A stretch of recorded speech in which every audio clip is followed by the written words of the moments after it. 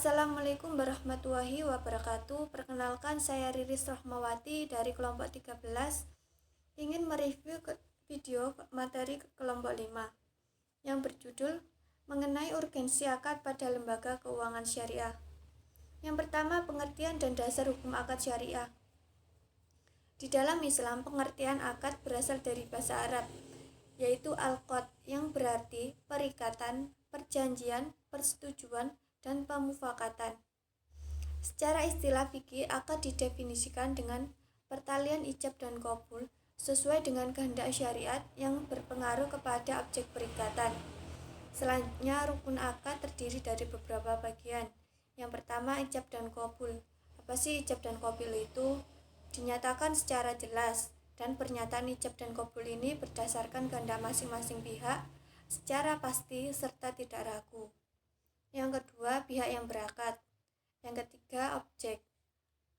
Objek akad atau benda-benda yang dijadikan akad, bentuknya tampak dan membekas. Yang keempat, tujuan akad. Hal yang paling penting untuk mengetahui apakah suatu akad dipandang sah atau tidaknya. Selanjutnya, berdasarkan rukun akad, maka para fuqaha menjelaskan bahwa ada beberapa bagian syarat akad, yaitu yang pertama syarat terjadinya akad, syarat sahnya akad, syarat pelaksanaan, syarat keharusan atau kepastian hukum. Yang selanjutnya, perbedaan akad dalam hukum Islam. Pandangan hukum Islam terhadap akad atau disebut juga perjanjian berbeda dengan pandangan hukum positif. Tanpa memperhatikan nilai-nilai agama, suatu akad dipandang sah menurut hukum positif bila terjadi atas dasar sukarela antara pihak-pihak yang bersangkutan. Berbeda dengan hukum Islam yang masih menekankan nilai-nilai agama. Maka kemerdekaan orang dapat membuat akad dan syarat-syarat tidak dapat menyimpang dari ketentuan-ketentuan ajaran agama, meskipun pihak-pihak bersangkutan telah menyatakan sukarela. Yang terakhir, pembagian akad menurut fikih dalam transaksi lembaga keuangan syariah dibagi menjadi beberapa bagian. Yang pertama, tabungan atau penghimpun dana, disebut juga dengan funding. Dibagi menjadi dua jenis. Yang pertama, wadiah, artinya titipan. Dalam terminologi, artinya menitipkan barang kepada orang lain tanpa adanya upah. Yang kedua, mudharabah. Mudharabah adalah bentuk kerjasama antara dua belah pihak, di mana yang satu sebagai penyandang dana dan yang kedua sebagai pengusaha, sementara keuntungan dibagi bersama sesuai nishab yang telah disepakati dan kerugian finansial ditanggung pihak penyandang dana.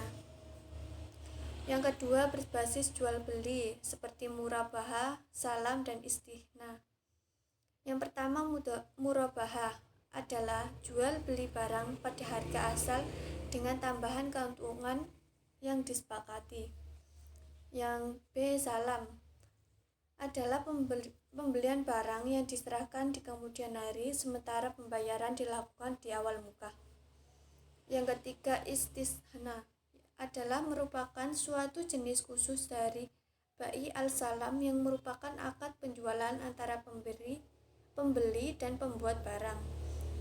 Yang selanjutnya, berbasis sewa menyewa seperti ijarah dan ijarah muntahiyah bitamlik. Yang pertama, ijarah adalah akad untuk mendapatkan manfaat dengan pembayaran. Yang kedua, ijarah muntahiyah bitamlik adalah sewa menyewa yang berakhir dengan kepemilikan. Yang keempat, berbasis upah atau jasa pelayanan seperti kafalah, wakalah, hifalah, dan ran. Yang pertama, kafalah. Kafalah adalah jaminan yang diberikan oleh penanggung kepada pihak ketiga untuk memenuhi kewajiban pihak kedua atau yang ditanggung. Yang B, wakalah, yaitu pelimpahan kekuasaan oleh satu pihak kepada pihak yang lain dalam hal-hal yang dibolehkan atau diwakilkan. Sekian penjelasan saya, kurang lebihnya mohon maaf. Wassalamualaikum warahmatullahi wabarakatuh.